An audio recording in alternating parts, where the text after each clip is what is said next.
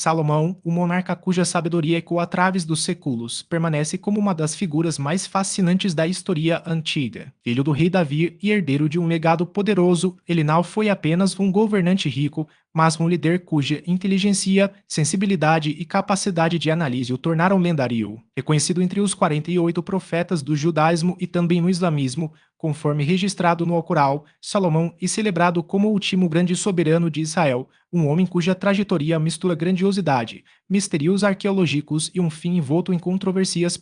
Sua história está registrada em 3 livros bíblicos, segundo Samuel, 1 Reis e 2 Crônicas. O significado de seu nome, pacífico e amigo de Deus, reflete com precisão o caráter de seu reinado. Nascido em Jerusalém por volta do ano 1000 a.C., Salomão foi o segundo filho de Davi com Batseba, embora, na prática, tenha sido o primeiro a sobreviver. O primogênito do casal morreu logo após o parto, um evento que as escrituras atribuem a um castigo divino pelo adultério que marcou o início da relação entre Davi e Batseba. O marido dela, Urias, um soldado hitita, foi enviado à guerra pelo próprio rei, que ordenou que o abandonassem em combate. Com a morte de Urias, Davi pode se casar com Batseba. A chegada de Salomão, porém, ocorreu após o perdão de Deus, transformando-o em uma espécie de oferenda de reconciliação. A escolha de Salomão como sucessor não foi simples. Criado e educado, principalmente pelo profeta Nata, enquanto seu pai se dedicava aos assuntos do reino, ele não era o herdeiro natural. Davi tinha outros filhos mais velhos,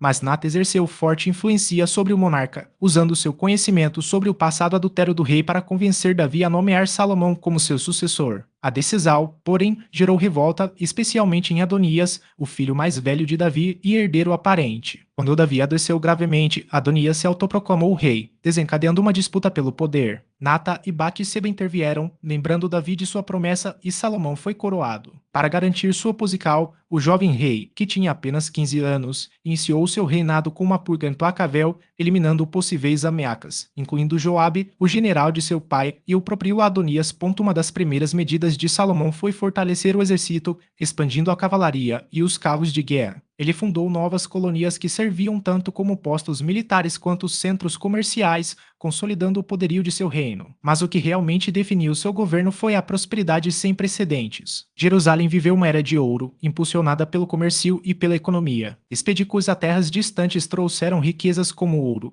prata, madeira de sandalo, pedras preciosas, marfim, macacos e pavões, produtos de luxo que enriqueceram ainda mais o tesouro real. Por isso, Salomão é lembrado como o mais rico entre os 3 reis bíblicos de Israel. Sua sabedoria, entanto, foi o traço mais marcante. Segundo a tradição, em um sonho, Deus apareceu a Salomão e perguntou o que ele mais desejava. Em vez de pedir poder ou riqueza, o rei pediu discernimento para governar com justiça. Satisfeito com a resposta, Deus lhe concedeu não apenas sabedoria, mas também prosperidade e respeito. Uma das histórias mais famosas que ilustram sua inteligência e o chamado julgamento de Salomão. 2 mulheres disputavam a maternidade de um bebê, cada uma afirmando ser a verdadeira mãe. Diante do impasse, Salomão propôs dividir a criança ao meio, dando metade para cada uma. Uma das mulheres, horrorizada, implorou que poupassem o menino, mesmo que isso significasse entregá-lo à outra. Foi assim que Salomão identificou a verdadeira mãe, aquela que preferiu abrir mão do filho a vê-lo morto.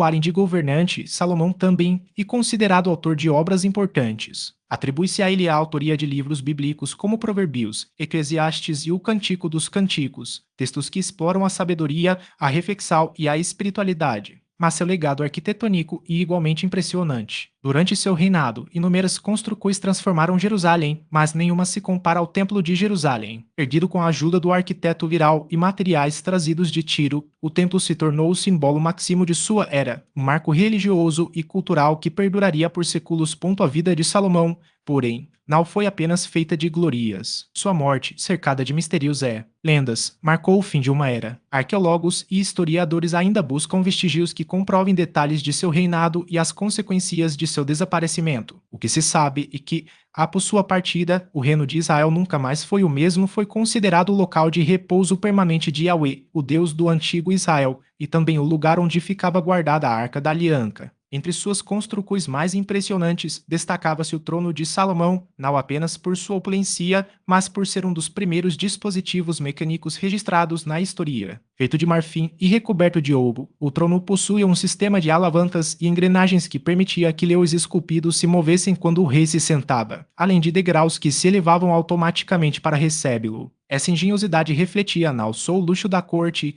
mas também o avanço técnico da época. O número de esposas e concubinas de Salomão, conforme descrito na Bíblia, e outro aspecto que chama a atenção: 700 esposas e 300 concubinas. Muitas delas eram princesas estrangeiras, como a filha de um faraó egípcio, cujo casamento selou uma aliança política entre Israel e o Egito. Entre todas, apenas uma e mencionada pelo nome nas escrituras, Naama, originaria de Mon, atual Jordania, que se tornou mãe de Roboal, o sucessor de Salomão. Essas uniões, embora estratégicas, também trouxeram consequências espirituais para o reino, pois muitas dessas mulheres mantiveram suas crenças e práticas religiosas, introduzindo cultos estrangeiros em Israel. Um dos episódios mais enigmáticos do reinado de Salomão e seu suposto romance com a rainha de Saba. A Bíblia relata brevemente a visita da soberana ao reino de Israel, carregada de presentes como ouro, especiarias e pedras preciosas. Após ser recebida com toda a pompa, ela teria partido satisfeita, pois Salomão atendeu a todos os seus pedidos. No entanto, tradicos posteriores, especialmente na Etiópia, Valwalen, afirmam que dessa união nasceu Menelik, fundador da dinastia salomônica, que governou o país por quase 3.000 anos, até 1974. Embora não haja comprovação histórica, essa lenda reforça o fascínio que a figura de Salomão exerceu em diferentes culturas.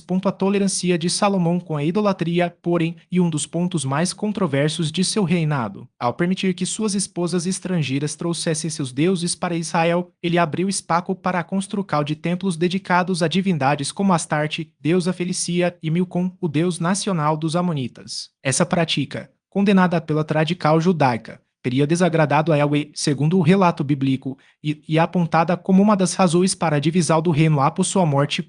Além de sua fama como construtor e governante, Salomão também se destacou como sábio e escritor. A ele são atribuídos 3 livros da Bíblia: Provérbios, Eclesiastes e o Cântico dos Cânticos. O primeiro livro de Reis menciona que ele compôs mais de 3.000 provérbios, frases curtas e reflexivas, que abordavam temas como justiça, sabedoria e conduta moral. Eis e líderes de outras nações viajavam a Jerusalém para ouvir seus ensinamentos, tamanha era sua reputação. Já o Cântico dos Cânticos, um dos textos mais poéticos da Bíblia, celebra o amor humano em linguagem lírica, explorando temas como paixão, desejo e união conjugal. A música também ocupa um lugar importante na vida de Salomão. Assim como seu pai, Davi, ele era um apreciador das artes e, segundo as escrituras, compôs mais de 1.000 canções. Muitas delas se perderam com o tempo, mas algumas foram preservadas, como os salmos que levam seu nome. Sua habilidade como compositor reforça a imagem de um rei multifacetado que unia poder político, sabedoria e sensibilidade artística. O comércio foi outro pilar do reinado de Salomão. Graças a alianças estratégicas com nações como Egito, Tiro, Moabe e Arabia, Israel se tornou um centro de trocas comerciais, tanto por terra quanto por mar. O rei estabeleceu uma frota naval que navegava pelo Mar Vermelho, trazendo riquezas como ouro, prata, madeira de cedro e pedras preciosas. O segundo livro de Crônicas descreve Jerusalém como uma cidade onde a prata era tal comum quanto as pedras, e o cedro tal abundante quanto os sicomoros das planícies. Essas alianças, no entanto, também trouxeram influências culturais e religiosas que, mais tarde, seriam apontadas como causas da decadência do reino. Além dos textos canônicos, Salomão é associado a outros escritos que não fazem parte da Bíblia hebraica. Um exemplo é o livro da Sabedoria de Salomão, incluído na Septuaginta versal grega do Antigo Testamento e aceito como deuterocanônico pela Igreja Católica e Ortodoxa, mas não pelos judeus. Esse livro, repleto de reflexões sobre justiça e fé, e considerado por alguns estudiosos como uma homenagem posterior ao rei, e não uma obra escrita por ele próprio.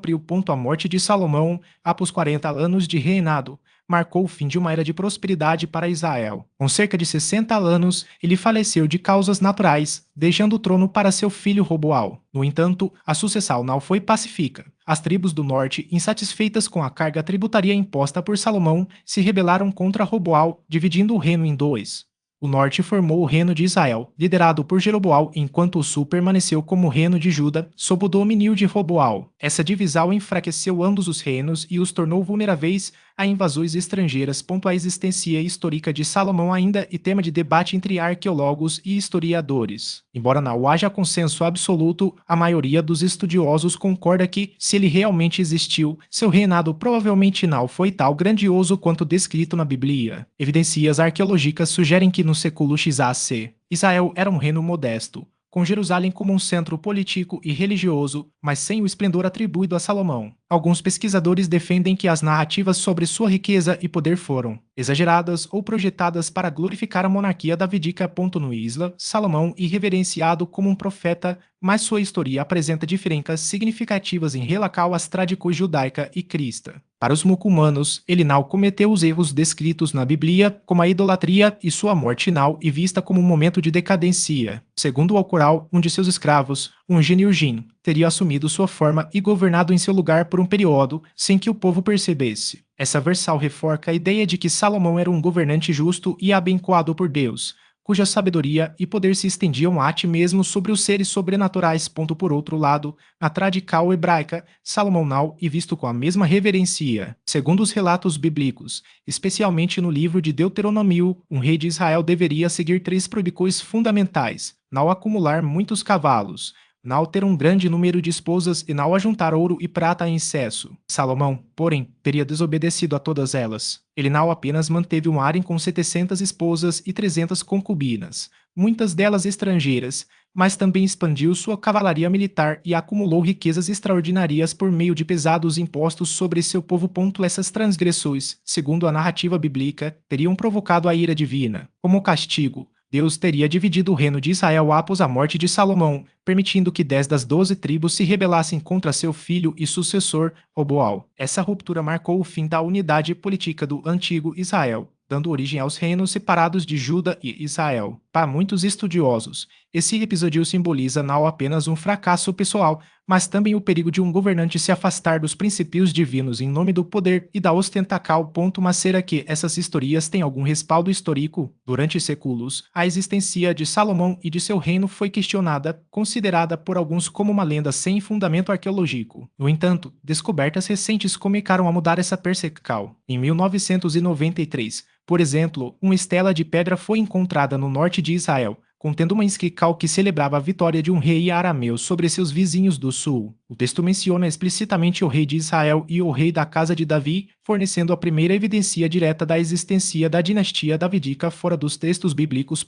Anos depois, em 2010, arqueólogos identificaram uma muralha do século XAC entre o Monte do Templo, em Jerusalém, e o bairro de Siloam. Essa estrutura fazia parte de um complexo maior, que incluía edificações administrativas e uma torre de vigilância. A análise dos artefatos encontrados no local, como cerâmicas, ferramentas e restos de construções, sugeriu que a cidade já era um centro urbano sofisticado há cerca de 3.000 anos, coincidindo com o período atribuído ao reinado de Salomão. 2 anos mais tarde, em 2012, a mesma equipe fez outra descoberta significativa: uma coluna antiga na colina de Ofel, ao sul do Monte do Templo. Dentro dela, foi encontrado um fragmento de cerâmica com as inscrições alfabéticas mais antigas já registradas em Jerusalém, datadas do mesmo período. Embora não haja menção direta a Davi ou Salomão, a presença de um sistema de escrita avançado indica uma sociedade organizada, com administração centralizada, cobrança de impostos e leis estruturadas, exatamente como descrito nos relatos bíblicos sobre o reino salomônico.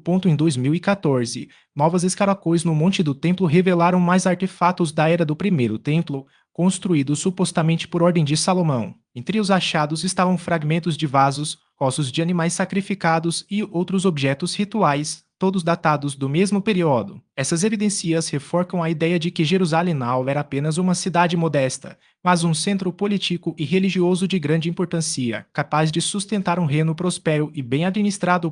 Mas talvez uma das descobertas mais fascinantes tenha ocorrido no deserto de Negev, no sul de Israel. Ali, pesquisadores da Universidade Estadual da Pensilvânia encontraram um conjunto de selos de argila usados para autenticar correspondências oficiais, semelhantes aos selos de cera da Idade Média. Esses artefatos, datados do século XAC, indicam um sistema burocrático avançado, com registros escritos e uma rede de comunicação que se estendia até as fronteiras do reino. Para os arqueólogos, isso confirma que o domínio de Davi Salomão não se limitava a Jerusalém, mas abrangia uma área muito maior do que se imaginava. Dr. James Sardine, membro da equipe de pesquisa, destacou que essas descobertas mostram um nível de organização política e administrativa muito superior ao que se esperava para a época. O fato de encontrarmos selos de documentos escritos em uma região periférica sugere que o reino de Israel já operava com uma complexidade comparável à de impérios posteriores, explicou. Isso reforça a ideia de que as narrativas bíblicas, embora carregadas de simbolismo religioso, podem conter elementos históricos reais sobre a estrutura de poder daquela civilização. As histórias de Salomão, com sua sabedoria lendária e seu reino próspero, transcenderam o tempo e se tornaram parte do imaginário ocidental. Mesmo hoje, usamos o termo salomônico para descrever decisões que buscam equilíbrio e justiça, satisfazendo todas as partes envolvidas em um conflito. Seus provérbios, registrados na Bíblia, não são apenas ensinamentos religiosos, mas conselhos universais sobre ética, liderança e conduta humana. Assim como as histórias de seu pai, Davi, as narrativas sobre Salomão e o antigo reino de Israel resistiram ao tempo e continuam relevantes. Afinal, a sabedoria, o poder e os erros de um governante são temas que atravessam séculos, servindo como espelho para sociedades de todas as épocas. E, como diz o ditado, um povo que desconhece sua história está condenado a repeti-la.